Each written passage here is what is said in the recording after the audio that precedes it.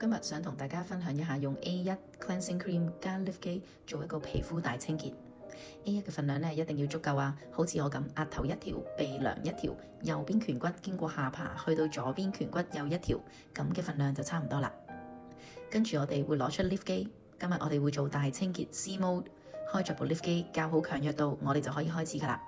C Mode 呢其實係運用咗離子導出呢個功能，將污垢離開皮膚表面，而當中嘅藍光仲有消炎殺菌嘅功效。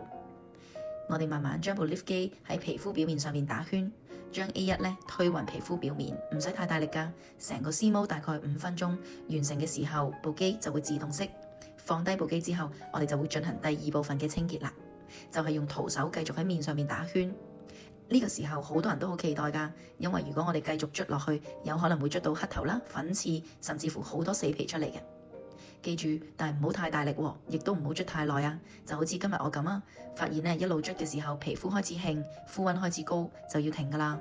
如果唔係啊，皮膚可能會泛紅㗎。